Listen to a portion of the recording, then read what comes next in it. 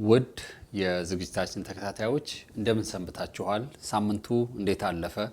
እግዚአብሔር እናመሰግነዋለን። ዛሬ ደግሞ እግዚአብሔር ሌላ እድል ሌላ ቀን ስለሰጠን ከናንተ ጋር ልንተያይ የምንችልበት እግዚአብሔር በውስጣችን ያስቀመጠውን ነገር ወደ እናንተ የምናደርስበት እንደ መልእክተኛ ልናስተላልፍ የተዘጋጀነውን ነገር የሰጠንንም እግዚአብሔርን እጅግ አድርገን እናመሰግነዋለን። እንግዲህ ዛሬ ደግሞ አብራችሁን እንድትቆዩ ይህንን ፕሮግራም ከጀመርንበት ጊዜ ጀምሮ በብዙ አይነት በተለያዩ ፕሮግራሞች አብረናችሁ እንቆያለን። ጊዜያችሁን ለኛ እግዚአብሔር ለሰጠን መልእክት እንድትሰጡ ከወዲሁ እንጋብዛችኋለን። ለዛሬ ቃሉን እንዘምር የተመረጠው ክፍል የሚገኘው በአንደኛ ዮሐንስ ምዕራፍ 3 ቁጥር 1 ላይ ያለውን ይሆናል። ቃሉ እንደዚህ ይላል፣ የእግዚአብሔር ልጆች ተብለን ልንጠራ አብ እንዴት ያለውን ፍቅር እንደሰጠን እዩ እንዲሁም ነን ይለናል። ስለዚህ ወደ ዝማሬው እንሄዳለን። ከዛ ደግሞ ለመልእክቱ ያለው ማብራሪያ እንቀጥላለን።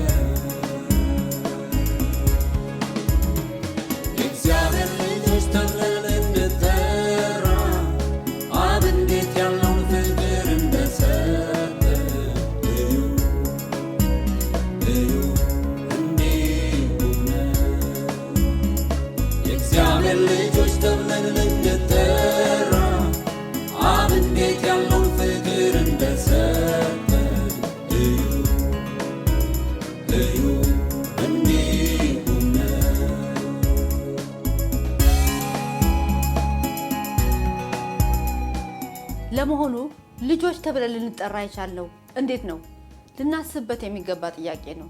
ለዚህ መልስ የምናገኘው የዮሐንስ ወንጌል ምዕራፍ 1 ቁጥር 12 ላይ እንደዚህ ይላል፣ ለተቀበሉት ሁሉ ግን በስሙ ለሚያምኑት ለእነርሱ የእግዚአብሔር ልጆች የሆኑ ዘንድ ስልጣንን ሰጣቸው ይላል። ስለዚህ እግዚአብሔር የልጅነትን ስልጣን የሰጠን በክርስቶስ ኢየሱስ በማመን ክርስቶስ ኢየሱስ ለኛ ልጆች እንድንሆን የከፈለልን ዋጋ በማመን ነው። ስለዚህ በዚህ ክፍል ላይ ያለው ንባብ ለኛ መልስ ይሆንልናል።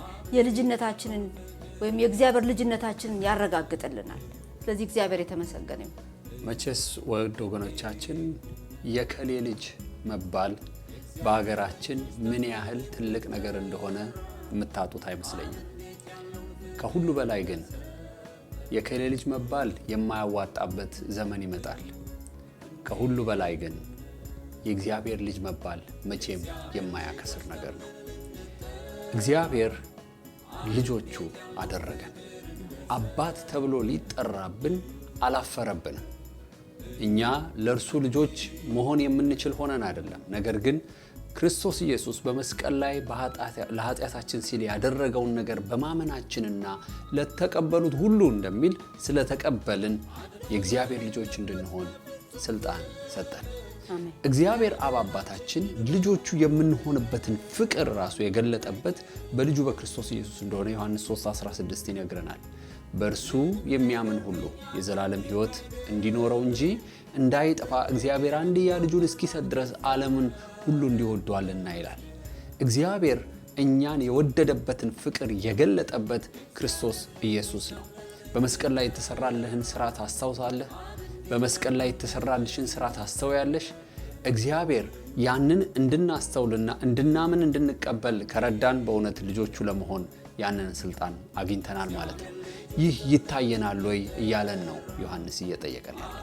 እውነት ነው። በአንደኛ ዮሐንስ ምዕራፍ 3 ቁጥር 1 ላይ ያለውን ይህንን ቃል ለዛሬ የተመደበልንን ቃሉን እንዘምር የመረጥላችሁ። ቃሉ አዲሱ መደበኛ ትርጉሙ እንደዚህ ነው የሚለው፣ አብ አትረፍርፎ ያፈሰሰልን ፍቅር ምንኛ ታላቅ ነው ይለዋል። እውነት ነው። ምን አይነት ፍቅር እንደተትረፈረፈልንና እንደፈሰሰልን አስተውላችሁ ታውቃላችሁ? ኢየሱስ ክርስቶስ በመስቀል ላይ የከፈላቸው ዋጋዎች በሙሉ፣ እጆቹ ሲቸነከሩ ያደረገው ጭካኔ፣ እኛን ለማዳን የወሰነው ውሳኔ፣ ደሙ ሲፈስ፣ ጭንቅላቱ ላይ የሾህ አክሊል ሲጫን፣ በሰውነቱ ላይ የተለያየ ቦታ ሲበሳ፣ ያ ሁሉ ፍቅር፣ ያ ንጹህ ደም መፍሰሱ ለኛ ከዚህ ከኃጢአተኛ ወይም ከቆሸሸ ማንነት ለማዳን የከፈለው ያ ፍቅር የሚረሳ አይደለም። ስለዚህ የተትረፈረፈ ፍቅር እግዚአብሔር በክርስቶስ ኢየሱስ ለኛ አሳይቶናል። ያም ነፍስን ስለሌላው እስከ መስጠት ድረስ ማለት ነው። ስንቶቻችን ለልጆቻችን እንኳን ነፍሳችን እንሰጣለን። እግዚአብሔር ግን በክርስቶስ ኢየሱስ ለኛ የተትረፈረፈ ፍቅር አሳየን። ፍቅርን እውነተኛ ትርጉሙን የሚያስረዳን ይሄ የክርስቶስ ኢየሱስ ስራ ብቻ ነው። ስለዚህ እግዚአብሔር ይህን እንድናስተውል ይርዳል። አሜን። በእውነት ሁላችንም እንደምናውቀው በዚህ ዓለም ላይ በዚህ ምድር ላይ ስለ ፍቅር ይዘፈናል፣ ስለ ፍቅር ይጻፋል፣ ስለ ፍቅር ይተረካል፣ ስለ ፍቅር መጽሐፍ ይጻፋል፣ ስለ ፍቅር ፊልም ይሰራል፣ ስለ ፍቅር ብዙ ነገር ይደረጋል። ነገር ግን የተትረፈረፈን ፍቅር ያገኘነው በክርስቶስ ኢየሱስ ብቻ ነው። ክርስቶስ በመስቀል ላይ ያደረገው በምድር ወደ ምድር መጥቶ የሰራልን ትልቅ ነገር ወገኖቼ ሆይ ይሄንን ታያላችሁ ሆይ ነው የሚለን። በዚህ በተትረፈረፈ ፍቅር ውስጥ እያንዳንዳችን ነን። ለመሆኑ አብ አባታችን እኛን ልጆቹ ለማድረግ የከፈለልንን ዋጋ ታስተውሉታላችሁ? ትረዱታላችሁ? አንደኛ ቆሮንቶስ ምዕራፍ 6 ቁጥር 19 ላይ በዋጋ ተገዝታችኋልና የራሳችሁ አይደላችሁም የሚለን ለዚህ ነው። ለዚህ ላፈቀረን አምላክ ልጆቹ ላደረገን ጌታ እያንዳንዳችን ዋጋ ተከፍሎልን ለእርሱ ልንሆን ይገባናል። ስለዚህ ወገኖች ሆይ ልጆች የሆነው እንዲሁ አይደለም። ልጆች የሆነው ብዙ ዋጋ ተከፍሎልን ነው። ያ የተከፈለልን ዋጋ ደግሞ ደም ፈሶልን ነው። ኢየሱስ ክርስቶስ በመስቀል ላይ ስለ ኃጢአትህ ሲል ደሙን አፈሰሰ።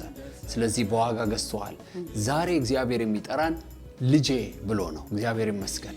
እያንዳንዳችን በዚህ ዘመን በይበልጥ እንደምታውቁት እግዚአብሔር በተለያዩ ነቢያቱ በተለያዩ አገልጋዮቹ በስማችን ሲጠራን ደስ ሊለን ይችል ይሆናል። እግዚአብሔር የኛን ነገር ማወቁ ደስ ሊለን ይችላል። ወገኖች ሆይ ከሁሉ በላይ ደስ ሊለን የሚገባን ልጆቹ ስላደረገን ልጄ ብሎ የሚጠራን እግዚአብሔር ነው። እኛ እግዚአብሔር የሰጠንን ልጆቻችን ብለን እንጠራቸዋለን። ልጆቼ ብለን እንጠራቸዋለን። ልጄ ብለን እንጠራቸዋለን። የሌላን በመንገድ የምናገኘውን ሰው ልጄ ብለን የራሳችን ማድረግ አንችልም። እግዚአብሔር ልጆች አድርጓቸዋል። ይሄ ስልጣን ወገኖች ሆይ በጣም ልናስተውለው የሚገባን ስለሆነ ዮሐንስ እዩ እያለ ያበረታታናል። እንደዚሁም ደግሞ ወደ ሮሜ ሰዎች ምዕራፍ 8 ቁጥር 16 ላይ የእግዚአብሔር ልጆች መሆናችን ያ መንፈስ ራሱ ከመንፈሳችን ጋር ይመሰክራል ይላል። ስለዚህ የእግዚአብሔር ልጆች እንደሆነን የሚያረጋግጥልን በውስጣችን የተቀበልነው የእውነተኛው መንፈስ ነው። እሱ እርግጠኛ አድርጎ ይነግረናል። በምን ታውቃለህ ልጅነትን? እንዴት አወቅ? ዝም ብለህ ተነስተህ ልጅ ነኝ ትላለህ ወይ የሚላችሁ ሰው ቢኖር ውስጣችሁ የተቀበላችሁት እውነተኛው የእግዚአብሔር መንፈስ እሱ ልጅነታችሁን ያረጋግጥላችኋል። ስለዚህ ልጆች ናችሁ እንጂ ጠላቶች አይደላችሁ። ልጆች ናችሁ እንጂ የእግዚአብሔር ተቃዋሚዎችም አይደላችሁ። በክርስቶስ ኢየሱስ የምታምኑ በሙሉ የእግዚአብሔር ልጆች መሆናችሁን ያ መንፈስ ያረጋግጥላችኋል። ይሄንን ከቃሉ እንነግራችኋለን። አሜን። እንግዲህ እውነት ነው። አሁን እንደተሰማችሁት ሰይጣን አንዳንድ ጊዜ አንተን ደግሞ ብሎ ልጁ ብትሆን ኖሮ እንደዚህ አይነት መከራ ውስጥ ይተውሃል፣ ልጁ ብትሆኝ ኖሮ በዚህ አይነት ስቃይ ውስጥ ታልፊ ዝም ብሎ ያይሻል፣ ልጁ ብትሆን ኖሮ ይሄን ነገር አታገኝም ነበር እያለ ሰይጣን በብዙ አይነት መንገድ ሊፈትነን ይችላል። እውነት ነው። እኛም እኮ የራሳችን ልጆች የፈለጉትን ሁሉ አናረግላቸው። እግዚአብሔር አምላካችን የሚጠቅመንን ስለሚያውቅ የሚጎዳንን ስለሚያውቅ እሱ ከጊዜ ውጭ ስለሆነና ከጊዜ በኋላ የሚሆንብንን ነገር የሚያውቅ አምላክ ስለሆነ ዛሬ በከለከለን ነገር እግዚአብሔር ለኛ አባታችን አይደለም ማለት አይደለም። ለዚህ ነው የኛን ልጆቹ መሆን ሊመሰክርልን የሚችል ሰው አይደለም። ሊመሰክርልን የሚችል ሌላ አካል አይደለም። ሊመሰክርልን የሚችል መንፈስ ቅዱስ በውስጣችን ያለው ነው። ክርስቶስን ስንቀበል እግዚአብሔር አባታችን እንደሆነ ስናምን በመንፈስ ቅዱስ ማህተም የታተመው ያ የልጅነት ስልጣናችን መንፈስ ቅዱስ ከውስጣችን ሆኖ ይነግረናል፣ ያስረዳናል። ማንም ከሚያስረዳን በላይ ማንም ሊያስረዳን ከሚችለውም በላይ እውነተኛውን ነገር ሊያስረዳን የሚችል መንፈስ ቅዱስ ነው። ስለዚህ እግዚአብሔር ልጆች በመሆናችን ያ መንፈስ ራሱ ከመንፈሳችን ጋር ይመሰክራል። እግዚአብሔር ይመስገን። መጨረሻ ልንላችሁ የምንወደው ነገር ሉቃስ 20 ቁጥር 36 የትንሣኤው ልጆች ስለሆኑ የእግዚአብሔር ልጆች ናቸው ይላል። ልጆች የሆንበት ትልቁ ማረጋገጫችን እንደሆነ ታውቃላችሁ። ሌላው ትንሣኤው ነው። ኢየሱስ ክርስቶስ ሞቶልናል። ያንን የሞተልንን ጌታ በመቀበላችን በስሙ በማመናችን የልጅነት ስልጣን ተሰጠን። በትንሣኤው ግን ይሄ የልጅነታችን ነገር በጣም ተረጋግጦልናል። ምክንያቱም በዓለም ላይ ያሉትን የሃይማኖትን መሪዎች ተመልከቷቸው። ሁሉም ሞተዋል፣ ከመቃብር በታች ናቸው ያሉት። ሁሉም ሞተዋል፣ አልተነሱም። ኢየሱስ ግን በትንሣኤ ተነስቷል፣ ድል አድርጓል። ያ ትንሣኤው የእግዚአብሔር ልጆች መሆናችንን አረጋግጦልናል። ምክንያቱም ኢየሱስን ያስነሳ የእግዚአብሔር መንፈስ ያ ኃይል እኛንም ከሙታን ሊያስነሳን እንደሚችል የእግዚአብሔር ቃል ገብቶልናል። ስለዚህ ወገኖች ሆይ በዚህ እጅግ ሐሴት ልታደርጉና ደስ ሊላችሁ ይገባል። እግዚአብሔር ይመስገን። እንግዲህ የትንሣኤው መንፈስ እኛን ካስነሳ፣ የትንሣኤው መንፈስ ከሞተ ስራ አዲስ ህይወት ከሰጠን፣ ከሞተ ማንነት ወደ አዲስ ማንነት ወይም ወደ ልጆችነት ካረጋገጠልንና የእግዚአብሔር ልጆች ወራሾች መሆናችንን ከነገረን የእግዚአብሔር ልጆች ተብለን ልንጠራ፣ ታዲያ እግዚአብሔር እንዴት ያለ ፍቅር ነው ለኛ ያሳየን። ይህንን ፍቅር እንድታዩት ነው መዝሙሩ የሚናገረው። ስለዚህ ወደ ቀሪው ዝማሬዎች እንሄዳለን።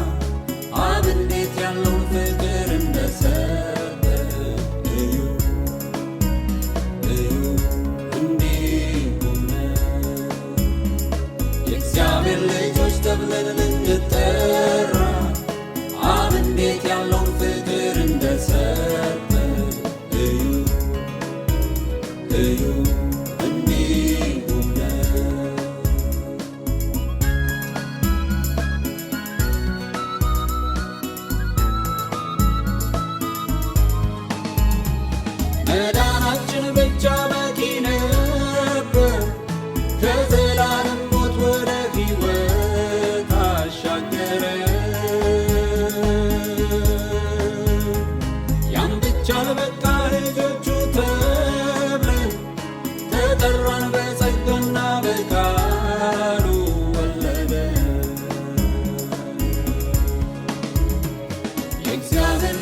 ተብለን ልንጠራ አብ እንዴት ያለውን ፍቅር እንደሰጠ እዩ እንዲሁ ነው። የእግዚአብሔር ልጆች ተብለን ልንጠራ አብ እንዴት ያለውን ፍቅር እንደሰጠ እዩ እንዲሁ ነው።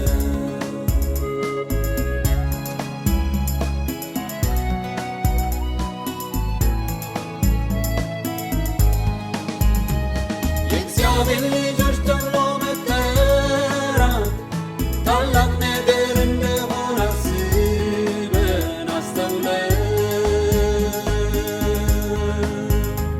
ለዚህ ለተጠራንበት ልጅነት አክብረን በጥንቃቄ ለክብሩ እንኖራለን።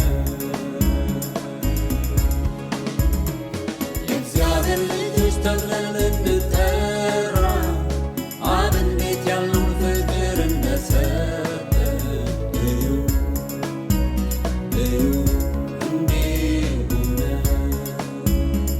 የእግዚአብሔር ልጆች ተብለን ልንጠራ አብ እንዴት ያለውን ፍቅር እንደሰጠ እዩ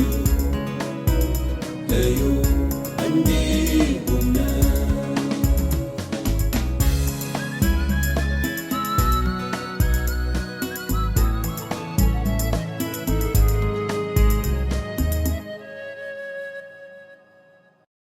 ባለፈው ኤፒሶድ ማለትም ኢየሱስን የሚያውቀው ማን ነው በሚለው ርዕሳችን ባስተላለፍነው ዝግጅት እግዚአብሔር ለልባችሁ የተናገራችሁን ነገር በድምጽ ወይም በቪዲዮ ቀርጻችሁ ውስጣችሁን እግዚአብሔር ለወጠኝ የምትሉትን መልእክት እንድትልኩልን አሳስበናችሁ ነበር።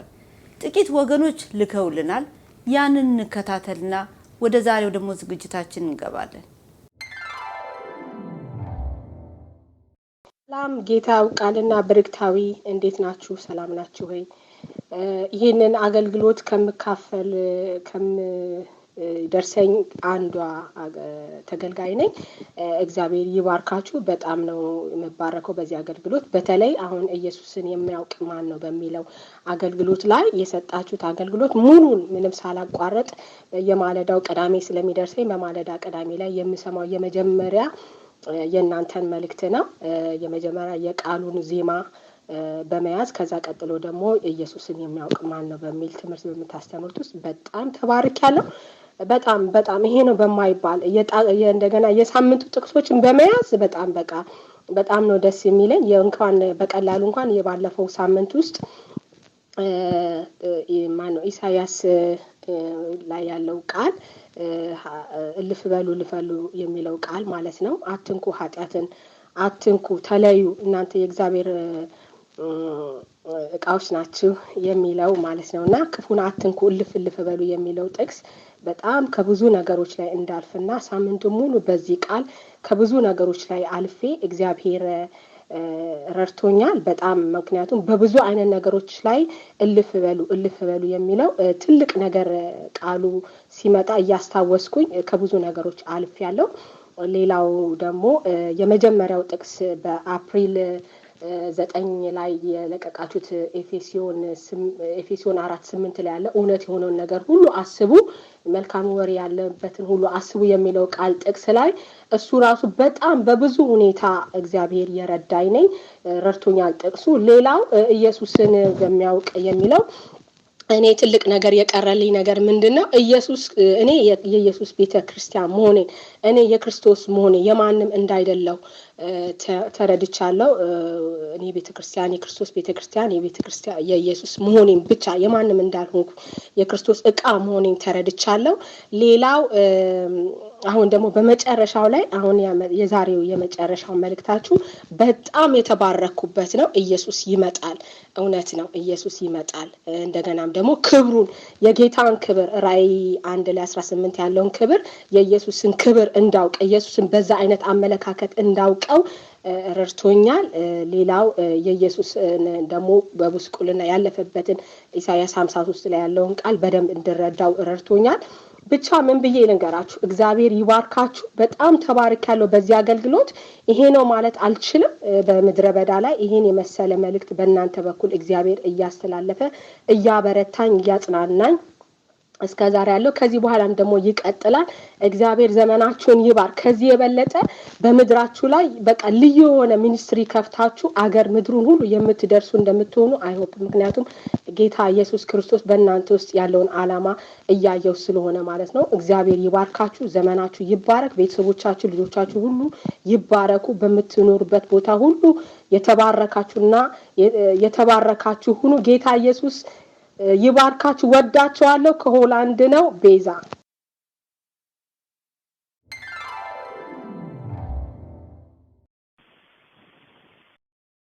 ሄሎ ብሩክታይትና ጌታ ያውቃል እንደምናችሁ። እኔ ከፍራንክፈርት ጀርመን ጸገነት ነኝ።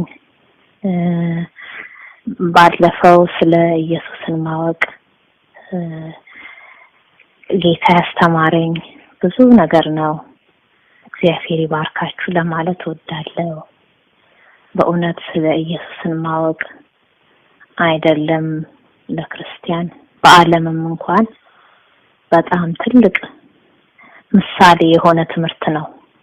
እኔ አንዳንድ ጊዜ ለዓለማውያኖች እንኳን በዚህ ርዕስ ስናነሳ በጣም ነው በብዙ ቻሌንጅ የሆኑት እና ቀላል ቃል አይደለም። በእውነት እግዚአብሔር ይባርካችሁ። ጌታ ያውቃልና ብሩክታዊት ደግሞ አንድ በተለይ ትልቅ ነገር የማረሳው ደግሞ ኢየሱስን ማወቅ መልእክት ውስጥ አንድ ጊዜ ጌታ ያውቃል የመሰከርክልን ስለ አሜሪካ ባለው የፓስተር ቸርች የትኛው እንደሆነ ባላውቀውም ትክክል ግን እዛ ስፍራ ላይ ያ ሰው እንዴት በየግድግዳው ላይ እሱን የሚያሳይ ማለት ነው ጌታን ሳይሆንና በኋላ ግን በጣም ብዙ ሰው ይመጣ የነበረው ከዛ ደግሞ ማአት ሰው ነበር የሚመጣው ያው ሰውን በማየት በሚል ርዕስ ማለት ነውና መጨረሻ ላይ ግን እግዚአብሔር በጣም ይሄን ሰው አስተምሮት ደግሞ በይቅርታ በእግዚአብሔር ፊት ብሎ ስዕሉንም እንዲያነሱ የሱን ፎቶግራፍ ፌስቡክ ያለውን በኋላ በንስሐ እግዚአብሔር ፊት እንዴት እንደቀረቡና ትልቅ ትምህርት ነው በእውነት። ይህ ማለት በአሁኑ ሰዓት በክርስቲያኖች ዘንድ ጌታ ከመታየት ይልቅ ሰዎች ነው የሚታዩትና እግዚአብሔር ግን ልክ ጌታ ያውቃል እንዳልከው ጌታ ራሱ እንዲታይ ነው የሚፈልገው። በቁጥር መጀመሪያ ብዙ ሰው ቢሆንም ግን ጥራት ደግሞ መጨረሻ በንስሐ ቀርቦ እንዲህ አይነት ሰዎችን ማፍራት ቀላል አይደለምና ትልቅ ትምህርት ነው የተማርኩት በዚህ ርዕስ ራሱ። በአሁኑ ሰዓት ሰዎች በክርስቲያን ዘንድ ብዙ አገልጋዮች ራሳቸውን ነው የሚያስተዋውቁት ከጌታ ይልቅ። አለቀ መሰለኝ። በቃ ጌታ ይባርካችሁ። ተባረኩ። ሰላም ጤና ይስጥልኝ። ጌታ ያውቃልና ብሩክታይት ከነ ቤተሰቦቻችሁ ሰላም ናችሁ ወይ? እንዴት ናችሁ? እኔ እግዚአብሔር ይመስገን በጣም ደህና ነኝ። ያው በጣም በህይወቴ ጌታ እየሰራ ስለሆነ ከናንተ ትምህርት የተነሳ በእውነት ኢየሱስን የሚያውቀው ማን ነው በሚለው ርዕስ ላይ በስድስት ክፍል ያቀረባችሁት ትምህርት በእውነት በህይወቴ በጣም ለውጥ እያየሁኝ ነው። እግዚአብሔር እያስተማረኝ ነው። በእውነት በእናንተ አልፎ ብዙ ነገር ተጠቅሜያለሁ፣ ብዙ ነገር አግኝቻለሁኝ። ክርስቶስን እንዳውቀው ይበልጥ አውቀዋለሁ ከምለው በላይ እንዳውቀው ያደረገኝ ትምህርት ነው። በእውነት ልባርካችሁ ፈልጋለሁ። ጌታ ኢየሱስ ዘመናችሁን አብዝቶ ይባርካው ከነ ቤተሰቦቻችሁ። አሁን እየተጠቀመባችሁ ካለው በላይ እግዚአብሔር አብዝቶ በቅባቱና በመንፈሱ እንዲጠቀምባችሁ ጸልያለሁኝ። እግዚአብሔር ይረዳችኋል በእውነት በተለይ አሁን 6ኛው ክፍል ላይ ስለ ምህረቱ በቃ ስላደረገልን ምህረት አውርተን ተናግረን ጥበቃው አንዘልቅምና በተለይ ለኔ ያደረገልኝ ምህረት ጥበቃው ያለውበትን ሁኔታ ስለማውቅ ነው። እኔ ያደረገልኝ ምህረት ከምገልጸው በላይ ነውና በጣም ተባርኬያለሁኝ። እግዚአብሔር አምላክ አብዝቶ ይባርካችሁ። ልባርካችሁ ወድጄ ነው በዚህ በዋትስአፕ ቮይስ ኢሜል አድርግላችሁ የፈለኩት። እግዚአብሔር ዘመናችሁን ይባርክ። በእውነት በጣም ትልቅ ነገር ነው በእናንተ እግዚአብሔር እያደረገ ያለው እየተጠቀመ ያለው። እግዚአብሔር አሁን ደግሞ እየተጠቀመባችሁ ካለው በላይ በቅባቱ በኃይሉ እንዲጠቀምባችሁ ጸሎቴ ነው። ጸልያለሁኝ። ተባረኩልኝ።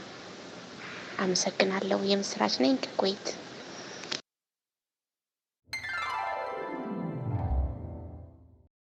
ይህንን መልእክት ቀርታችሁ የላካችሁልንን ወገኖች እግዚአብሔር ይባርካችሁ ለማለት እንወዳለን። በእውነት በጣም ይህ እንደዚህ አይነት ምስክርነቶች ያበረታቱናል። ምክንያቱም ብዙ ጊዜ እንደምንላችሁ እኛ ተናጋሪዎች ነን፣ እናንተ ሰሚዎችና ተመልካቾች ናችሁ። እናንተ ጋር ሲደርስ ምን እንደሆነ አናቅም። ስለዚህ እንደዚህ አይነት መልእክቶች በእውነት በይበልጥ እግዚአብሔርን ስራ እንድንሰራ የሚያበረታታን ነው። እግዚአብሔር ስለደረሰላችሁ፣ ስላበረታታችሁ፣ ስላጽናናችሁ ክብሩን እግዚአብሔር ይውሰድ። ብትችሉ ሌሎችም ወገኖቻችን እንደዚህ እየቀረጻችሁ ብትልኩልን ለሌሎችም ምስክርነታችሁ በረከት ይሆናልና እባካችሁ ይህን እንድታደርጉ እናበረታታችኋለን። እንግዲህ በዚህ በአዲሱ ሲዝን 7 የምንጀምረው አዲስ ሀሳብ አለ። በተከታታይ እንደ እግዚአብሔር ፈቃድ ልክ ኢየሱስን የሚያውቀው ማን ነው በሚለው ሀሳብ ዙሪያ ላይ ስንነጋገር እንደነበረ እግዚአብሔር ቢፈቅድ ብንኖር በህይወት ዘመናችን ሁሉ ከዚህ በኋላ ኢየሱስን ብቻ ለመስበክ ቆርጠናል አይደለም? እውነት ነው። በዚህ ነገር ተስማምተናል። ምክንያቱም ክርስቶስ ተሰብኮ ገና አላለቀም። ክርስቶስ ገና ተነግሮለት አላለቀም። ስለዚህ ጌታን ብቻ የሚያሳይ መድረክ እንዲሆንልን ወስነናል። እውነት ነው። ይሄ የጂኤንዲቢ ሚኒስትሪ በሌሎችም በመድረኮቻችን ማለት ነው። ስለዚህ ምን አሰብን? ጌታ ኢየሱስ ክርስቶስ በምድር ላይ በነበረበት በአገልግሎት ዘመኑ እንግዲህ ኢየሱስን የሚያውቀው ማን ነው ብለን ብዙ አካሄዱን አመጣጡን አካሄዱን ሁሉ ተመልክተናል። ኢየሱስ በትምህርቶቹና በስብከቶቹ ውስጥ ሁሉ ጊዜ ምሳሌዎችን ይጠቀም ነበር። ምሳሌ በጣም ጥሩ ነው። ነገሮችን በቀላሉ ሰዎች እንዲረዱ ያደርጋል። የሚገርምሽ ነገር ጌታ ኢየሱስ በባለጠጎችና በሀብታሞች መካከል ሆኖ የተጠቀመው ምሳሌ በትክክል እነዛን ሰዎችን ሊነካ የሚችል ምሳሌን ይጠቀም ነበር። በድሆች ምንም በሌላቸው ምስኪኖች መካከል ይናገር የነበረው ምሳሌ፣ በተማሩ ብዙና ቃልን የሚሉ ብሉይ ኪዳንን ኦሪትን ጠጥተናል ለሚሉ ጸሐፎችና ፈሪሳውያን በእነሱ ፊት ይናገር የነበረው ምሳሌ፣ በተለያዩ ቦታዎች ለልጆች በእድሜ ላነሱ ለለማኞች ለሁሉ የሚስማማ ሁሉ ሰው ሊገባው በሚችል መንገድ ምሳሌዎችን ይጠቀም ነበር። የኢየሱስ ምሳሌዎች በእውነት ዛሬም ስንናገራቸው ብዙ ዕውቀትና ብዙ ጥበብን ውስጣቸው ያከማቹ ናቸው። ምክንያቱም ኢየሱስ ምንድነው ከሰለሞን የሚበልጥ በዚህ አለ ይላል። ስለዚህ የኢየሱስን ምሳሌዎች ለምን አናጠናም የሚል ሐሳብ ስላሰብን ነው። ጌታ ኢየሱስ ክርስቶስን ደቀ መዛሙርቱ ቀርበው በማቴዎስ ወንጌል ምዕራፍ 13 ቁጥር 10 ላይ ለምንድነው በምሳሌ የምትናገራቸው ብለው ይጠይቁታል። ምክንያቱም እንግዲህ ምን ያህል ሁሉ ጊዜ በአንድ ከተማ እንዲህ ነበር ይልና ምሳሌን እየተናገረ ነበረ ትምህርቱን ይሰጥ የነበረው። በዚህ ጊዜ ኢየሱስ ከመለሰላቸው መልስ በጣም ቢገርመው ወደ ቁጥር 14 ላይ ምን ይላቸዋል? ስለዚህ እያዩ ስለማያዩ እየሰሙ ስለማይሰሙና ስለማያስተውሉ በምሳሌ እናገራቸዋለሁ ብሎ መለሰላቸው። እንግዲህ ቅድም እንዳልናችሁ ኢየሱስ ክርስቶስ ከ46 ያላነሱ ምሳሌዎችን በመጠቀም በስብከቶቹና በትምህርቶቹ መካከል ምሳሌዎችን በመጠቀም ብዙ ትምህርትን ሰጥቷል። አሁን ባለቤቴ እንደነገራችሁ በዚሁ በአዲሱ ሲዝን እነዚህን 46ቱ ምሳሌዎች እናጠናቸዋለን። ምሳሌዎቹን ስናጠና አንዳንዶቹን ተመሳሳይነት ያላቸው ምሳሌዎች በአንድነት በማድረግ እናያቸዋለን። ዛሬ የምንመለከተው የኢየሱስ ምሳሌ ከአራቱ ወንጌላት በሶስቱ ላይ የተጻፈ ሲሆን በማቴዎስ ወንጌል ላይ ያለውን መርጠን እንመለከተዋለን። ስለዚህ ማቴዎስ 9 ከ16 እስከ 17 ያለውን ታወጡትና አንተ ደግሞ ታነብልናለህ። እሺ፣ በጌታ በኢየሱስ ስም አነባለሁ። የማቴዎስ ወንጌል ምዕራፍ 9 ከቁጥር 16 እስከ 17። በአረጀ ልብስ አዲስ እራፊ የሚያኖር የለም፣ መጣፊያውም ልብሱን ይቦጭቀዋልና መቀደዱም የባሰ ነው። ባረጀ አቁማዳ አዲስ የወይን ጠጅ የሚያኖር የለም፣ ቢደረግ ግን አቁማዳው ይፈነዳል፣ የወይን ጠጁም ይፈሳል፣ አቁማዳውም ይጠፋል። ነገር ግን አዲሱን የወይን ጠጅ በአዲስ አቁማዳ ያኖረዋል፣ ሁለቱም ይጠባበቃሉ ይላል። አዎ፣ በዚህ ክፍል ሁለት ዋና ዋና ቃላት አሉበት። አሮጌና አዲስ ወይም ያረጀና አዲስ የሚሉ ቃላት ናቸው። እንደው ለውይይታችን መነሻ እንዲሆነን በአንተ አመለካከት ማንኛውም ነገር አረጀ የሚባለው መቼ ነው ብለህ ታስባለህ? በነገራችን ላይ ይሄ ጥያቄ በጣም ዝም ብሎ ተራ ጥያቄ አይደለም። በጣም ትልቅ ጥያቄ ነው። ምክንያቱም ድሮ አገር ቤት እንደው ለምሳሌ ያክል መኪና ስንገዛ ምናልባት እኔ ያቺ የገዛኋትን መኪና ስድስተኛ ሰው ልሆን እችላለሁ ስገዛት። ነገር ግን አሮጌ መኪና እንደገዛሁ አይደለም እኔም የማስበው፣ ሌላውም ሰው የሚነግረኝ እንደው ቆንጆ መኪና ገዝታል ይለኛል እንጂ የመኪናዋን አሮጌነት አይነግረኝም። በዚህ ሀገር ግን አንድ አሮጌ መኪና አይደለም ገና ጎማው ያልተሽከረከረ ከፋብሪካ የወጣ መኪና ልክ አንድ ሰው ገዝቶት ከመኪናው መሸጫው ግቢ ገና የመኪናው እግር እንደወጣ ከዛች ደቂቃ ጀምሮ ያ መኪና እንደ አዲስ መኪና መታየቱ መቆጠሩ ያበቃለታል። ለዚህ ነው እንኳን መኪና ልብስ ተገዝቶ ሳንወደው ወይም ልካችን ስላልሆነ ስንመልሰው ወዲያው ያ ልብስ በአዲስነቱ ከነበረበት ዋጋ ተቀንሶ ክሊራንስ ወይም ማጣሪያ ሆኑ ሽያጮች መደርደሪያ ላይ እንዲቀመጥ ይደረጋል። ምክንያቱም በደቂቃ ልዩነት አዲስ የነበረ ነገር ወደ አሮጌነት የሚለወጥባት ዓለም ውስጥ እንደምንኖር ያሳየናል። ስለዚህ እንደዚህ ባስቀምጠው ደስ ይለኛል። በአጠቃላይ በትላንትናው ቀን አዲስ ነበር፣ ዛሬ ላይ ግን ትላንት አሮጌ ነው። እሱ ብቻ አይደለም፣ ቅድም አሁን ላይ አሮጌ ነው። ምክንያቱም አሁን አዲስ ነውና፣ ግን ትንሽ ቆይት ብሎ ደግሞ አሁን ደግሞ በኋላ አሮጌ ይሆናል እና እንደዚህ ይመስለኛል ይሄ አስተሳሰብ ነው ውስጥ ያለውና አሮጌና አዲስ በእኔ አስተሳሰብ ይሄ ነው የሚታየኝ ብዙ ጊዜ። አዎ፣ ዛሬ በምንመለከተው የኢየሱስ የመጀመሪያው ምሳሌ ላይ ይህ አሮጌ ወይም ያረጀ ነገርና አዲስ ነገር ልክ ዘይትና ውሃ እንደማይደባለቁ የሁለቱን ነገሮች ተቃራኒነትና ልዩነት ያስተማረበት ምሳሌ ነው። ኢየሱስ በዚህ በአሮጌና በአዲስ ጨርቅ እንዲሁም በአሮጌ አቁማዳና አዲስ የወይን ጠጅ ምሳሌው በመጠቀም ለሕይወታችን፣ ለትዳራችን እንደዚሁም ለአገልግሎታችን ትልቅ መርህ የሚሆኑ ነገሮችን የሚያስተምር ልዩ ምሳሌ ነው የሰጠን። እስኪ አስቀድመን በምሳሌ ውስጥ ያለውን ጥልቅ ምስጢር ለመረዳት ጥቂት እንሞክር። በመጀመሪያ ኢየሱስ የተጠቀመው ምሳሌ በአሮጌና በተቀደደ ጨርቅ ላይ አዲስ ጨርቅን ስለመለጠፍና ከጥቅሙ ይልቅ ስለሚያስከትለው ጉዳት የሚናገር ምሳሌ ነው። ካስታወሳችሁ ምሳሌው እንደዚህ ነበር የሚለው፣ ባረጀ ልብስ አዲስ እራፊ የሚያኖር የለም፣ መጣፊያው ልብሱን ይቦጭቀዋልና መቀደዱም የባሰ ይሆናል። በዚህ ምሳሌ ውስጥ አንድ ያረጀ ልብስ አለ፣ ልብሱም የተቀደደ ነው። ይህንን ያረጀና የተቀደደ ልብስ ቀዳዳውን ለመሸፈን አዲስ እራፊ ወይም ትንሽ ጨርቅ አምጥቶ ያንን ቀዳዳ ለመለጠፍ ተፈልጓል። ነገሩ ዝም ብለን ካሰብንበት ጥሩ ነው። በተቀደደው ነገር ላይ እንደውም አስታውሳለሁ በሀገራችን ይህን ተግባር ብዙ ጊዜ እናደርጋለን። አሁንም ሳይደረግ አይቀርም ብዬ አስባለሁ። በይበልጥ እኛ ወንዶች ሱሪያችን ልጆች ሆነን እዛ ስንንፋቀቅ ምን ስንል ወደ መቀመጫችን ላይ እየሳሳ እየተቀደደ ይሄዳል። ያኔ ሲቀደድብን በሌላ ጨርቅ እንዲጣፍ ልብስ ሰፊት ወስደን እናሰፋለን። ታዲያ ኢየሱስ ልክ በዚህ ምሳሌ ላይ እንደተናገረው ያ የጣፍነው ወይም ቀዳዳውን የሸፈንበት ጨርቅ አዲስ በመሆኑ ያ ያስጣፍነው ጨርቅ ሲቀደድ የባሰ ቀዳዳውን ስለሚያሰፋው ዳግም ያንን ሱሪ የመልበስ እድላችን እያከተመለት ይመጣል ብዬ አስባለሁ። ለዚህ እኮ ነው ኢየሱስም ይህን ሁኔታ በምሳሌ ሲናገር መቀደዱ የባሰ ይሆናል ያለው። ታዲያ በአሮጌ ጨርቅ ላይ አዲስን ጨርቅ መስፋት ችግሩን ከማባባስ ያለፈ የሚያመጣልን መፍትሄ እንደሌለው እንደው ስንቶቻችን ተረድተን ይሆን?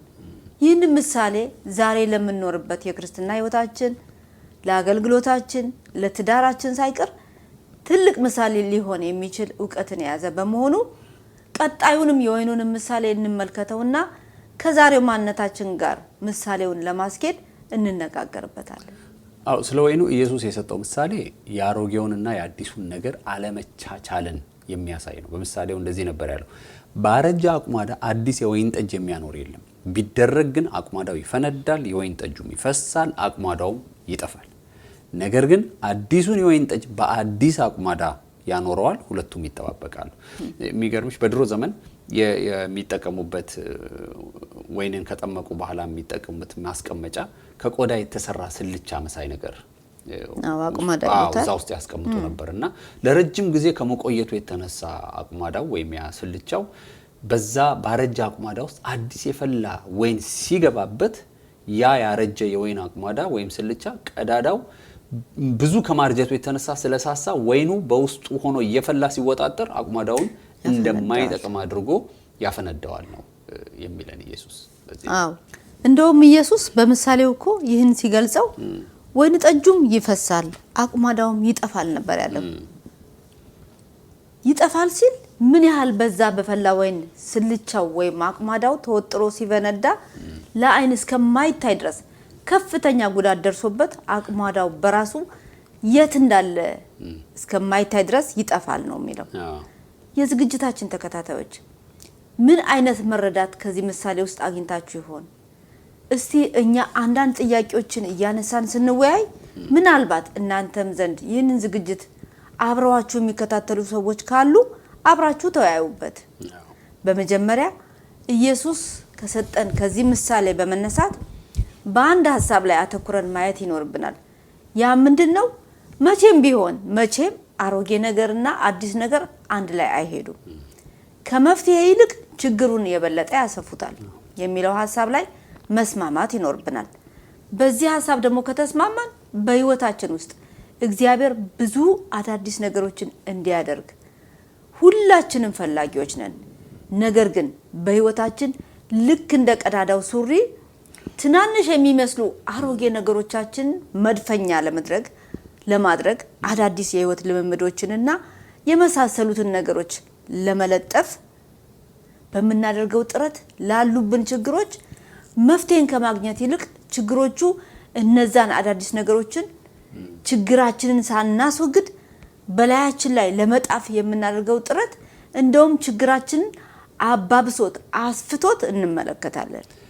አሁን ያልሽውን እስኪ እንደው ግልጽ ለማድረግ አንድ የመጽሐፍ ቅዱስ ክፍል ብናይ በጣም አሁን የተናገርሽው ፖይንት ትልቅ ፖይንት ስለሆነ እሱን በደንብ ያብራራልናል። ኤፌሶ ምዕራፍ 4 ቁጥር 22 ላይ በጌታ ስም አነባዋለሁ። ፊተኛ ኑሯችሁን እያሰባችሁ እንደሚያታልል ምኞት የሚያጠፋውን አሮጌውን ሰው አስወግዱ፣ በአእምሯችሁ መንፈስ ታደሱ፣ ለእውነትም በሚሆን ጽድቅና ቅድስና እንደ እግዚአብሔር ምሳሌ የተፈጠረውን አዲሱን ሰው ልበሱት። እንግዲህ በዚህ ክፍል ውስጥ ሁለት ነገሮች ናቸው ያሉት። አሮጌውን ልበሱት፣ አሮጌውን ልብስ አስወግዱት ይላል። አዲሱን ልብስ ደግሞ ልበሱት ይላል። እንግዲህ ይሄ አሮጌውን ልብስ ማስወገድ ማውለቅና አዲስን ልብስ ማድረግ የሚለውን ነገር እንደው በቀላል እንደው ምሳሌ ብናል። እንግዲህ የኢየሱስን ምሳሌ ስለምናይ እኛም ምሳሌዎቻችን ቀላል መሆን አለባቸው። ሰው እለት እለት የሚጠቀማቸው ለምሳሌ ቀኑን ሙሉ የዋልንበትን ልብስ ለብሰን ማታ ለመኝታ የምንለብሰውን ልብስ እላዩ ላይ አንደርብም። የግዴታ የቀኑን ልብስ ማውለቅ አለብን፣ የማታውን ልብስ የመኝታ ልብሳችንን ለመልበስ። ስለዚህ ልክ እንዲህ አይነቱ ሽግግር ነው ባሮጌው ሰውና ባሮጌው ማንነታችን ባረጀው ነገራችንና አዲስ ልንለብሰው በመንፈልገው የመንፈስ ቅዱስን ልብስ ያለው ውጥረት ይሄ ነው። እንግዲህ ብዙዎቻችን ቅድም እንዳልሽው ማውለቅ አንፈልግም፣ ግን ማድረግ እንፈልጋለን። በዚህ መካከል ያለ ትግል ይመስለኛል። ይገርማል። ይሄውን የነገርከን ኤፌሶን 4:22 አዲሱ መደበኛው ትርጉም ደግሞ ቀድሞ ስለነበራችሁበት ህይወትም በሚያታልል ምኞቱ የጎደፈውን አሮጌ ሰውነታችሁን አውልቃችሁ እንድትጥሉ ነው የሚለው። ያ አሮጌ ሰውነት፣ አሮጌ ማንነት፣ አሮጌ መረዳት አውልቆ መጣል አለበት። ስለዚህ የአሮጌው ማንነት ቀድሞ የነበርንበት እንጂ ዛሬ ልንኖርበት የማይገባን ህይወት ምሳሌ ነው። ያ ህይወት በሚያታልል ምኞቱ ማንነታችን ያጎደፈ ህይወትም ነው። ይሄ ማንነት መውለቅ አለበት። ቀድሞ እንደነገርከን ያረጀውን ሱሪ በአዲሱ ጨርቅ መጣፍ ሳይሆን ሱሪውን ማውለቅና አዲስ ሱሪ ማጥለቅ ምንም ዋጋ እንኳን ቢያስከፍል የሚያዋጣው እሱ ነው። ምክንያቱም ያንን ያረጀ ማንነት አውልቃችሁ አዲሱን ሰው ልበሱት የተባልነው ያ ማንነት እግዚአብሔርን እንዲመስል የተፈጠረው አዲሱ ሰው ነው። ያ የተባለለት ማንነት በመሆኑ ይህ ማንነት ከዛ ካረጀው ማንነት ጋር አብሮ በፍጹም አይሄድም። እንግዲህ ለዚህ እኮ ነው ብዙ ሰዎች የጌታን ነገርና የዓለምን ነገር አንድ ላይ ለማስኬድ በሚያደርጉት ትግል ቀዳዳው እየሰፋባቸው ይመጣል እንጂ ምንም አይነት መፍትሄ አያገኙም። ቅድም ከቀረጻ በፊት ስናወራ ነበር በዚህ ሐሳብ ላይ ካስታወሽ ለሁለት ጌታ መገዛት ብሎ ጌታ ኢየሱስ ክርስቶስ ያስቀመጠው ለገንዘብና ለጌታ ለመገዛት እነዚህ ምርጫዎች ላይ የምንምታታባቸው ዘፈንንና መዝሙርን ስካርንና በመንፈስ መስከረን ዓለማዊነትና መንፈሳዊነት በቃ መንፈሳዊ መሆን እንፈልጋለን፣ እንጠማለን፣ የእግዚአብሔር ጥማት አለን፣ አዲስ ነገር እንፈልጋለን፣ ጸጋው እንዲያገኘን ስጦታዎች በህይወታችን እንዲበዙ እንፈልጋለን። ግን ብዙ ቀዳዳዎች ደግሞ እነዛ ያረጁ ቀዳዳዎቻችንን እነዛ በልሳን መጸለዩ ቢሆን ስጦታ ማግኘቱ ቢሆን ቅባት መቀበሉ ቢሆን አይደፍኗቸው። የማንነት ለውጥ ነው እያለን ያለው አዲስ ማንነት ነው እንጂ አሮጌው ላይ አዲስ መለጠፍ አይቻልም። እንደውም የሚገርምሽ እንደዚህ አይነት ችግር ባለባቸው ሰዎች ላይ ፈውሳቸው ፍጹም አይሆንም፣ በረከታቸው ዘላቂ አይሆንም። ጥቂት ይባረኩና ወዲያው ጎዶሎ ነገር ውስጥ ይገባሉ። ምክንያቱም አለች ማለት ነው አንድ ቀዳዳ። ያቺ ቀዳዳ ደግሞ በአዲስ ጣፊ አይደለም የምትሸፈነው፣ ሙሉ ለሙሉ በተቀየረ ማለት ነው። ሁሉ ጊዜ እንደውም አንዳንድ ጊዜ ሳስበው እጅ ያስጫኑ ማጸለይ ይወዳል ማለት እጅ የሚያስጭኑ ሁሉ እነሱ ናቸው ማለት አይደለም። ነገር ግን እጅ ማስጫንን ምንም አይደለም። ግን በጣም ትክክለኛ እግዚአብሔር ቃል የሚደግፈው ነው። ግን መሸፈኛ እንዳይሆን በቃ ሁሉ ጊዜ እጅ እየተጫነላቸው በተጸለየላቸው ቁጥር ያ ቀዳዳ የሚደፈን ይመስላቸዋል። በጊዜው የሚሰማቸው ነገር ሊኖር ይችላል፣ ሊወድቁ ይችላሉ፣ ሊባረኩ ይችላሉ። የእግዚአብሔር መገኘት የማይነካው ሰው የለም። ሊነኩ ይችላሉ፣ ትንቢታዊ መልእክትም ሊመጣላቸው ይችላል። ችግሩ ግን ቀዳዳቸው በአዲስ ጨርቅ ለመለጠፍ የሚደረግበት አካሄድና ትግል እንጂ አሮጌው ነገራቸውን ወደዛሽ ቀንጥሮ ለመጣልና ለማስወገድ የተሰናዳ ውሳኔ በውስጣቸው የለም። ይሄ ነው እንግዲህ ትልቁ ነገርና ስለዚህ ቀዳዳቸው ከበፊቱ የበለጠ ሲሰፋባቸው በራሳቸው ደግሞ እንደማመካኘት ይሄ ችግር ያልተላቀኩት ነገር አለኝ ብለው እንደማመን ያ አገልጋይ ጸልዮልኝ ምንም ጠብም አላለልኝም ብለው በሰውየው ያመካኛሉ። ቅድም እንግዲህ እንዳልኩሽ እዚህም እዛም እጅ እየተጫነ እንዲጸልይላቸውና ስለዚህ ከዚያኛው አገልጋይ ወደ ሌላኛው አገልጋይ እየተዟዟሩ በቃ ማጸለይ፣ የጸሎት ርስ ማቅረብ፣ ከዛ መውጣት ግን አለባቸው አሮጌው ማንነት። ለዚህ ነው አሮጌውን አስወግዱ አዲሱን ልበሱ እና እድሜ ልካቸውን በዚህ አይነት ነገር ሲንከራተቱ የሚኖሩ ሰዎች በጣም ያሳዝኑኛል። ለዚህ ነው ቆላስይስ 3:9 ላይ አሮጌውን ሰው ከስራው ጋር አውልቃችሁ ስለጣላችሁት እርስ በርሳችሁ ውሸትን አትነጋገሩ የሚለው። ውሸት ባለበት የውሸት አባት ደግሞ ሰይጣን አለ ማለት ነው።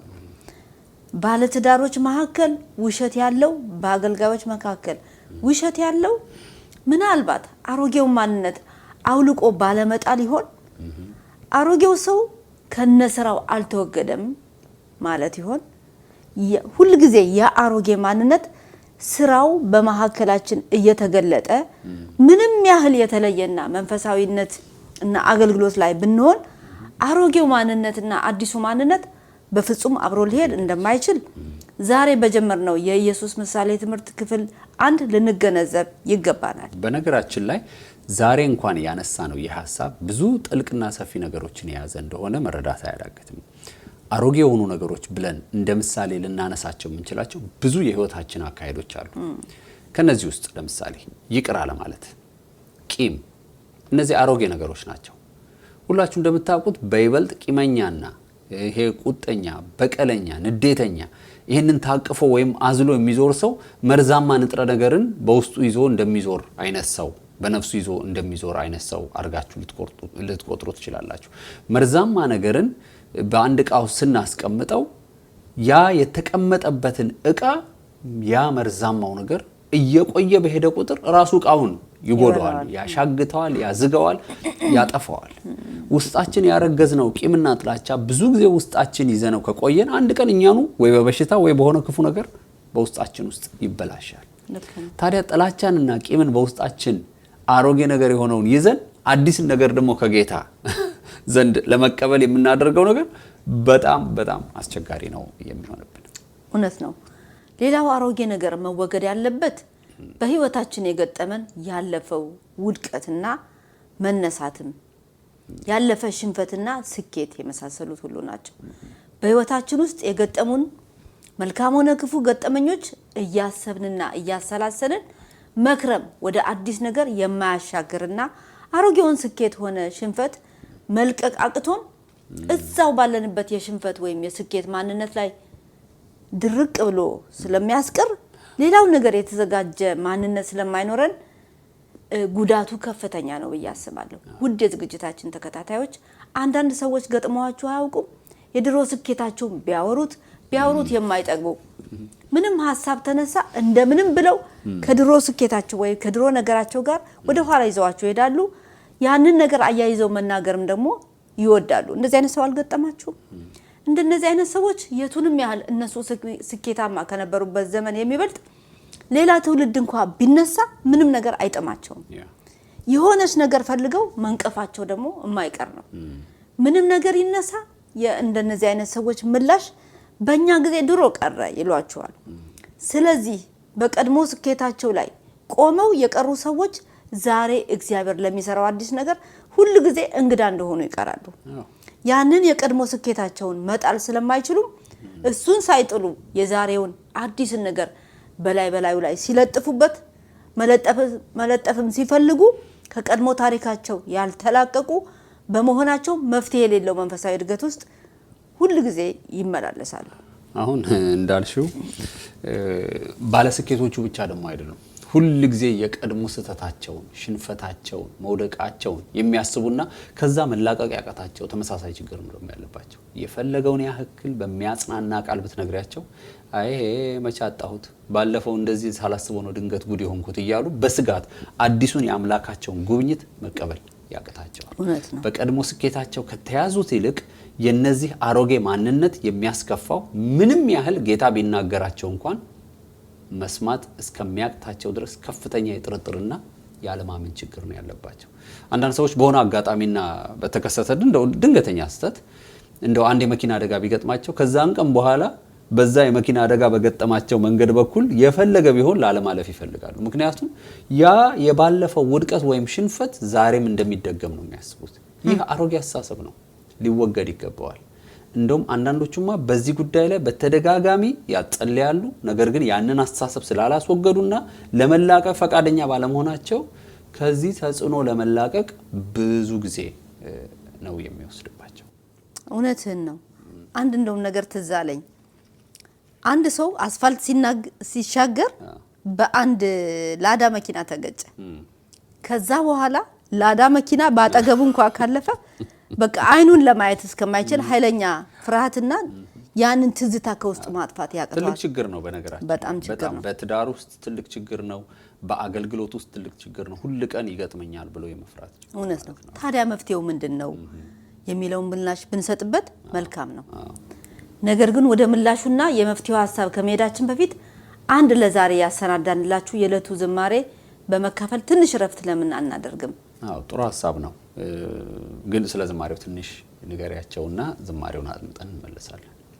አዎ ይህ ዛሬ የምናቀርብላችሁ ዝማሬ አዋጅ አዋጅ አዋጅ ይላል።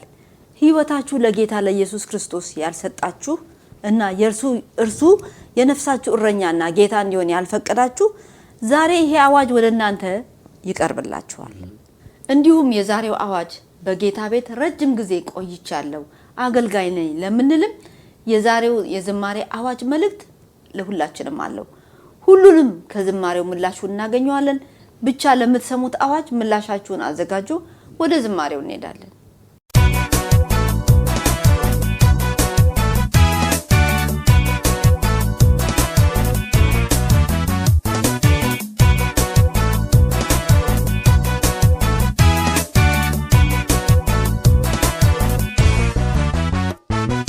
ከሰማዩ ንጉሥ ከላይኛው ጌታ የወጣ አዋጅ አለ ፍጥረት ሁሉ ይስማ።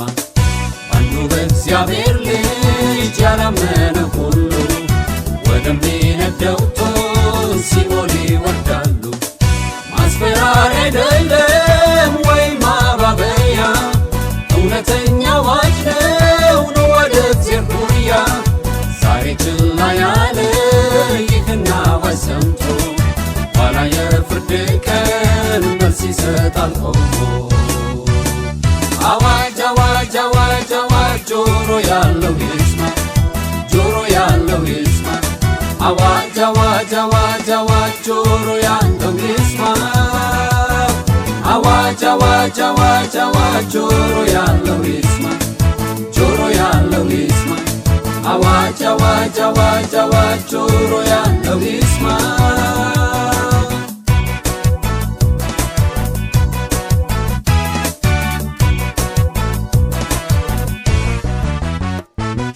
የመዳን ቀን ዛሬ እንጂ ነገ አይደለም።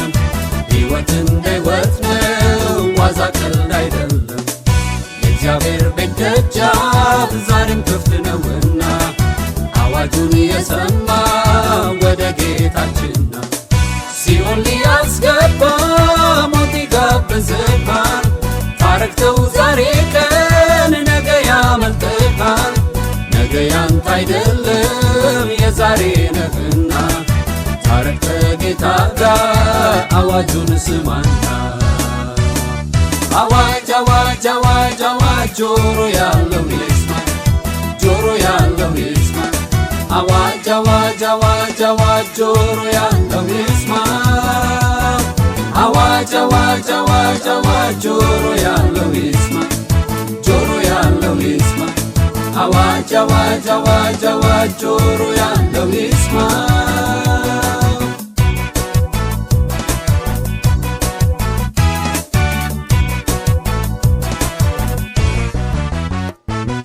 እግዚአብሔር እጆቹን በምሕረት ዘርግቷል። ወደ እኔ ኑ እያለ በፉጨት ይጣራል። ከሰማይ ሰማያት አዋጅ ይለፈፋል። የመዳን ቀን ዛሬ ነው ተብሎ ተነግሯል። ጆሮህን አትድፈን ፍጥረት ሁሉ ስማ። እግዚአብሔር በፍቅሩ ይልካል ልጄና።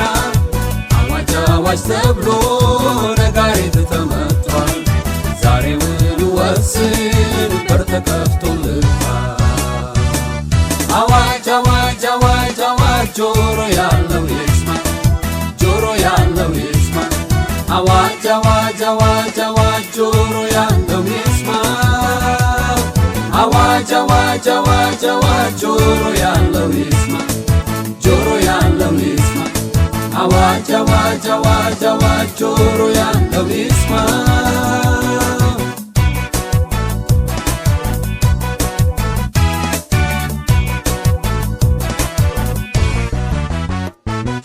አንተም በእግዚአብሔር ቤት ብዙ ዓመት የኖርከው የአምላክህን ክንድ የተለማመድከው ዛሬ ግን ሕይወትህ የዛለ ያለቀ የነበረ ወዝም በሙሉ የደረቀ ዛሬ ይሄ አዋጅ ለአንተም ነውና ክርስቲያን ኢየሱስ ሳይመጣ ከሰማይ ሲገለጥ በክብር ታጅቦ ኋላ እንዳታለቅስ በድንገት ተገልጦ አዋጅ አዋጅ አዋጅ አዋጅ ጆሮ ያለው ይስማ ጆሮ ያለው ይስማ አዋጅ አዋጅ አዋጅ አዋጅ ጆሮ ያለው ይስማ አዋጅ አዋጅ አዋጅ አዋጅ ጆሮ ያለው ይስማ ጆሮ ያለው ይስማ አዋጅ አዋጅ አዋጅ አዋጅ ጆሮ ያለው ይስማ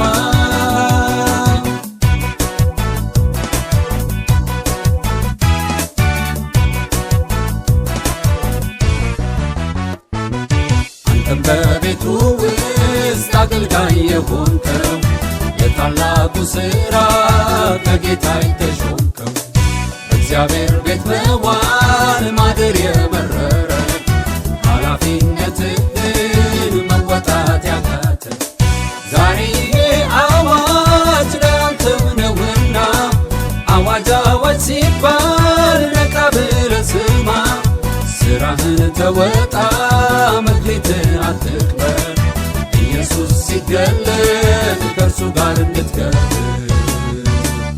አዋጅ አዋጅ አዋጅ አዋጅ ጆሮ ያለው ይስማ ጆሮ ያለው ይስማ አዋጅ አዋጅ አዋጅ አዋጅ ጆሮ ያለው ይስማ አዋጅ አዋጅ አዋጅ አዋጅ ጆሮ ያለው ይስማ ጆሮ ያለው ይስማ አዋጅ አዋጅ አዋጅ አዋጅ ጆሮ ያለው ይስማ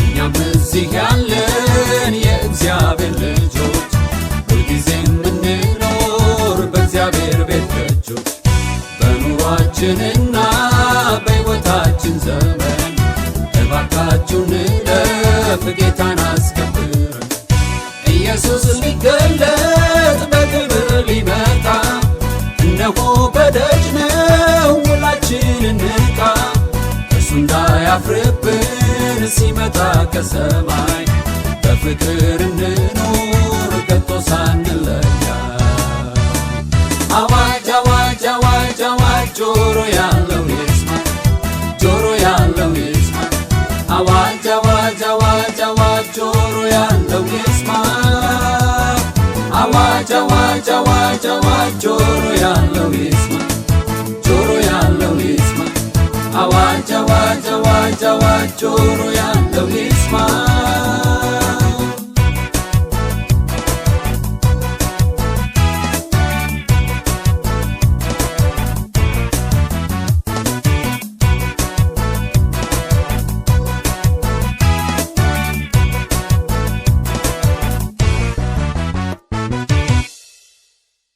ስለሰማነው ዝማሬ እግዚአብሔር ይመስገን። አሜን። ብዙዎቻችሁ እንደምትባረኩበት ተስፋ እናደርጋለን።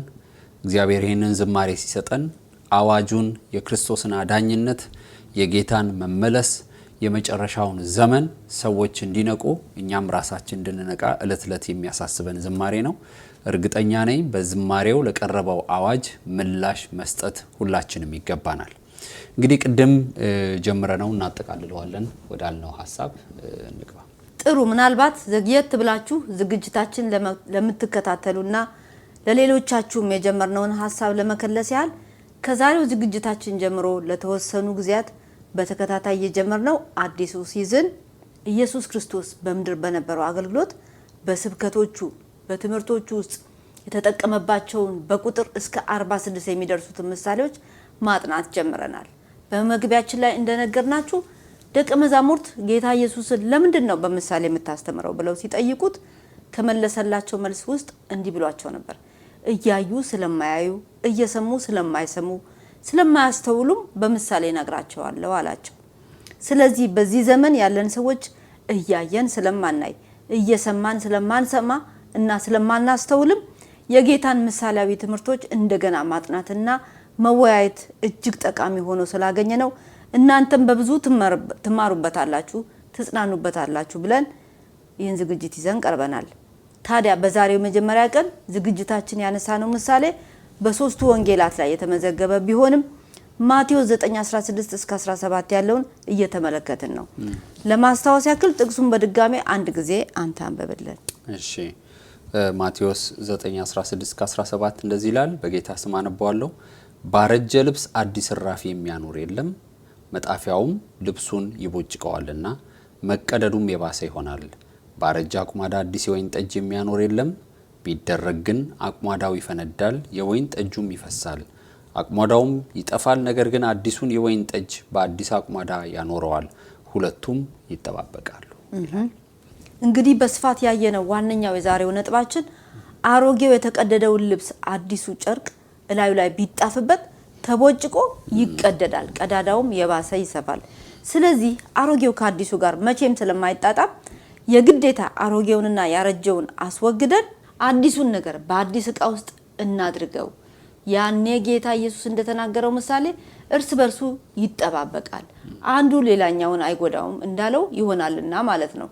ስለዚህ ምክንያት አሮጌ የሆኑትን ነገሮች በሙሉ ባጭሩ ቢሆን ዘርዝረን ለማየት ሞክረናል። ከሁሉ በላይ በክርስቶስ ያልሆነውን አሮጌን ማንነት አዳማዊውን ባህሪ አውልቀን መጣል ይገባል።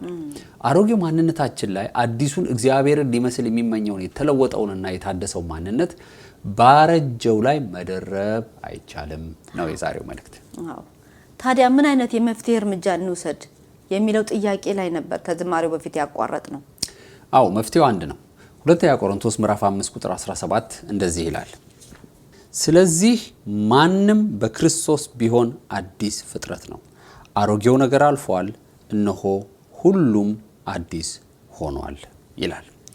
እንግዲህ ማንም በክርስቶስ ቢሆን ስለሚል በማንኛውም ጊዜ በክርስቶስ ውስጥ የመሆናችን ነገር ልናተኩርበት ይገባል ማለት ነው። ምክንያቱም ከክርስቶስ ውጪ ያለው ማንነታችን አሮጌውን ሰው ያስለብሰናል። ይህንን ነው ማሰብ ያለብን። በመጨረሻም እንድናስተውል የሚያስፈልገው ነገር አስቀድመን ባየነው የኤፌሶን መልእክትም አሮጌውን ሰው አስወግዳችሁ ጣሉት ብሎናል። እንደውም ቆላስይስ 3:9 ላይ አሮጌውን ሰው ከስራው ጋር ገፋችሁታል ይላል። በሁሉም ስፍራ በተደጋጋሚ የምናየው ሐሳብ አሮጌው ማንነት ሌሎች ሳይሆኑ የሚያስወግዱልን እኛው ራሳችን ነን የምናስወግደው። ብዙ ሰዎች እንደው እንዲህና እንዲህ ከሚባል ድካም የመላቀቅ አቅቶኛል፣ እንደው የሆነ የእግዚአብሔር ሰው ጸልዮ ባላቀቀኝ ብለው ያስባሉ። በጥናት ደግሞ እንደተረጋገጠው የሲጋራ ማጨስ ሱስ ያለባቸው ሰዎች ከ192% የሚሆነው በራሳቸው ውሳኔ ማጨስ ያቆሙ እንደሆኑም ተረጋግጧል። ምክንያቱም ሲጋራው ቢያጨሱት የሚያመጣውን ውጤት እና ሊፈጥርባቸው የሚለውን ችግር ራሳቸው ተረድተው ስለሚያውቁት ማለት ነው። ስለዚህ ይህ የሚያሳየው ሰው ካለበት ድካምና አሮጌ ማንነት በገዛ ፈቃዱና ውሳኔው ነው መውጣት እንደሚችል የሚያሳየው። በይበልጥም መንፈሳዊ ነገር የግል ውሳኔን የሚጠይቅ በመሆኑ ካረጀውና ከቀድሞ አሮጌው ማንነቱ ተላቆ አዲሱን ሰው በክርስቶስ የተለወጠው ማንነት መልበስም ያስፈልገናል። መቼስ ብዙ ነገሮችን እያነሳን ብዙ ማለት በቻለን፣ ነገር ግን እንደው ከጊዜ አንፃር እዚህ ላይ መገደብ ስላለብን አንድ ማጠቃለያ ሐሳብን ላንሳና ከዛ እናበቃለን። በመነሻ ጥቅሳችን ማቴዎስ 9:16-17 ባለው ቃል ላይ በመጨረሻ ምን ይላል? አዲሱን የወይን ጠጅ በአዲስ አቁማዳ ብታኖሩት ሁለቱ ይጠባበቃሉ የሚል ሐሳብ አለው። በይበልጥ ይሄ ሁለቱም ይጠባበቃሉ የሚለው ቃል ምን ያህል በታደሰ ማንነት በታደሰ አስተሳሰብ አዲስ የእግዚአብሔር ሐሳብ ሲመጣ ተቀባዩም ሰጪውም አዲስ በሆነ መንፈስ ስለሆነ የሚቀበሉት በረከቱ ታላቅ እንደሚሆን ልናስተውል ፈልጋለሁ። ለዚህ ነው ሁሉ ጊዜ አዲስ በሆነ ማንነት የእግዚአብሔርን አዲስን ነገር እንቀበላለን። እግዚአብሔር ያንን ነው ከኛ እኮ የሚፈልገው እንጂ እግዚአብሔር ደግሞ ቅድም አሁን እንዳልሽው በጣም ትልቅ ፖይንት ነው ያልሽው፣ እኛው ራሳችን ለዚህ መለወጥ የተዘጋጀ ወይም የሚወስን ልብ እንዲኖር ነው የሚያስፈልገው። እኛ ካልተዘጋጀን ማንም መጥቶ እጅ ቢጨንልን እዛው ልናለቅስ እንችላለን ሊሰማን ይችላል ግን ተመልሰን ነገም እዛው ነን እግዚአብሔር የአዲስ ነገር አምላክም ስለሆነ አሮጌ ነገራችንን ጥለን አዲስ ነገር ከርሱ ለመቀበል ስንሰናዳ እግዚአብሔር አዲስ የሆነ ነገር በውስጣችን መጨመር ሁሉ ጊዜ ይፈልጋል እንድናድሰው እኮ የፈለግነው መኪና ጋራጅ ነው ይዘነው የምንሄደው እንጂ ጋራጁ እኛ ጋር አይመጣ እኛ ራሳችን ወደ እግዚአብሔር ዙፋን በጸሎት ቃሉን በማንበብ ከወገኖች ጋር ህብረትን በማድረግ በመጾም በተለያዩ ነገሮች ራሳችንን ለዛ ነገር በመናስለምድበት ጊዜ እግዚአብሔር ያኔ ታድሶን መንፈስ ቅዱስ ለለውጥ መሰናዳት አለብን ይሄ ነው እንግዲህ ትልቁ ነጥብ ስለዚህ እንደው ብዙ ነገር ብለናል እንደው ባጭር ነገር ብለው ደስ ይለኛል ባጭር እንደው ሐሳብና አረፍተ ነገር በቃ አዲስን ነገር እግዚአብሔር እንዲያደርግልን ከፈለግን ቀዳዳዎቹን በመለጣጠፍ አንኑር አንዳንዱ ሰው አለ ለእግዚአብሔር ቤት ገንዘብ በመስጠት አገልጋይን በማብላት በማጣጣት የሆነ በቃ መንፈሳዊ ተሳትፎ በማድረግ ቀዳዳው የሚሸፈን ይመስላል አይሸፈንም እግዚአብሔር እውነት ነው መልካም ማድረግ ተገቢ ነው በጣም ተገቢ ነው ግን ያችን ቀዳዳ ለማድፈን በቃ እንትና ይጸልይልኛል እንትና እንዲ ካረገልኝ እንትና ዘይት ከተቀ አይደለም ማንነታችን ይለወጥ በቃ ቀዳዳው እየሰፋ ነው የሚሄደው አዲስ ነገር ካሮጌ ነገር ጋር አይሄድም አንዳንድ ጊዜ ለሰው ለአገልጋዮች ገንዘብ በመስጠት ችግረኞችን በመርዳት ወይም ጉድለት ላይ ያሉትን ሰዎች ለነሱ የሚያስፈልገውን መልካም ነገር በማድረግ እግዚአብሔር ያንን ቆጥሮ ለኛ ያንን ቀዳዳ የሚሸፍንልን ማርገልን ቆጥር ምን ይችላልባቸው ሁኔታዎች አሉ እሱ ራሱን የቻለ ቅዱሳንን ስለማገልገል መበለቶችን ስለመደገፍ ድሆችን ስለመርዳት ይሄ እግዚአብሔር ራሱ የተናገረውን ቃል ፕራክቲስ የምናረጋው ተገቢ የሆነ ነገር ነው እንጂ እዚች ጋር ያለችው አንተ ለተደፈነልኛለች እንዲ ካረኩ ይያልን እግዚአብሔርን በርግጥ መልካም ነገር ሲያረግልሽ ሰው ለዛ ሰው በጣም ተሰምቶሽ ልጸልይለት ትችላለሽ ግን ያ ጸሎት ያ ሰው ቀዳዳውን ደግሞ በአዲስ ማንነት ካለወጠ ሺ ጊዜ ቢቀባ ቢጸልይለት ለውጥ ያመጣም በዚህ ጊዜ ሰውየው መጠራጠር ይጀምራል እንዴ ለአገልጋዮች እንደዚህ ያረኩ እግዚአብሔር ለምንድን ነው እኔን የማይባርከኝ ይያለ ሰይጣንም እንደዚህ አይነት ግራ ማጋባት ውስጥ ሰውየው ሊከተው ይችላል እና ይሄ ስለዚህ እኛው ጋር ነው መለወጥ ያለብን እግዚአብሔር ደግሞ በአዲስ መቀደም እኮ ብለና እግዚአብሔርን ለመምሰል የሚጥር ነው ያ ማንነት እሱ ማንነት ስናረቅ ቀዳዳዎቹ እየተደፈኑ ይሄዳሉ ድካማችንን ያወቀን አልገባበትም ይያለን እየወሰነን ቅድም እንዳልሽው ሲጋራ በማጨስ በረጅም አመት የኖሩ ሰዎች ራሳቸው ያቆሙ ሰዎችና በብዙ አይነት መንገድ ያቆሙ ሰዎች ይለያያሉ ራሳቸው ያቆሙ ሰዎች ማንንም አያሳምናቸው ሽታው ያስጠላቸዋል ይገማቸዋል ስለዚህ ከራስ ነው የሚመጣው ያ ማንነት ያ ቀዳዳው ሲደፈን ያኔ አዲሱ ሰው በላያችን ላይ ስለዚህ ነው አዲሱ የወይን ጠጅ በአዲስ የወይን አቁማዳ ውስጥ ሲገባ ይተባበቃሉ እርስ በርሳቸው ይላል ስለዚህ እግዚአብሔር ይርዳን እግዚአብሔር አሮጌው ማንነታችንን ያረጀውን ቀዳዳውን ነገራችንን በአዲስ ነገር ለመለጠፍ ሳይሆን አሮጌውን አውልቀን አዲሱን እንድንለብስ እግዚአብሔር ይርዳን የሚል መልእክት ነው የዛሬው መልእክት እንግዲህ ብዙ ቁም ነገሮችን እንደምታገኙበት ተስፋ እናደርጋለን የዛሬው መሰናዶ ከማብቃታችን በፊት ጥቂት ሁለት ማስታወቂያዎች አሉን አንደኛው ብዙዎቻችሁ በኢሜል እና በተለያዩ መንገዶች ስትጠይቁን የነበረው የሻለቃ ግርማይና የወንጌላዊ ጥሩነሽ የቤተሰብ መዘምራን ሲዲውም ዲቪዲውም ቪሲዲውም ተዘጋጅቶ በመላው ኢትዮጵያ መከፋፈል ጀምሯል በመሰረተ ክርስቶስ ቤተክርስቲያን የአዲስ አበባ ክልል የካሴትና የስነ ጽሁፍ አገልግሎት መደብርና በሌሎችም በክፍለ ሀገርም በሌሎችም መዝሙር ቤቶች ቀርበውላችኋል እንግዲህ እግዚአብሔር ከ30 አመት በኋላ በእግዚአብሔር ቸርነት እንደገና በህይወት ተገናኝተን የተሰራውን የቀድሞ ዝማሬዎቻችንን እያዳመጣችሁ እንድትባረኩ እናበረታታችኋለን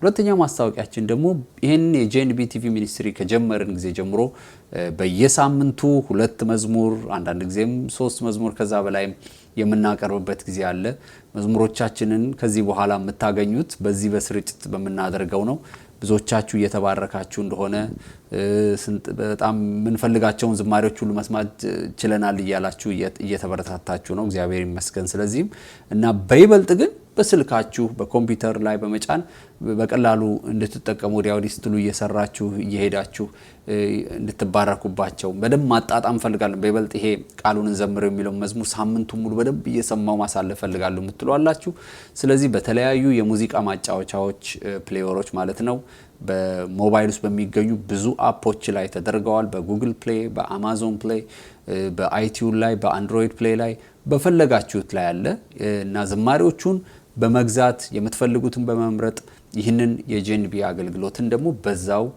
እንድትደግፉ እናበረታታችኋለን። አዎ እንግዲህ በሚቀጥለው ሳምንት እንደ ጌታ ፈቃድ እንገናኛለን። አሁንም የዩቲዩብ ቻናላችንን ሰብስክራይብ ማድረግ አትርሱ። የሞባይል አፓችንን በመጫናችሁ በየሳምንቱ የሚለቀቀውን አዳዲስ ፕሮግራም በቀላሉ ታገኙታላችሁ። እግዚአብሔር ከሁላችሁ ጋር ይሁን። መልካም ሳምንት። ደህና ቆዩ።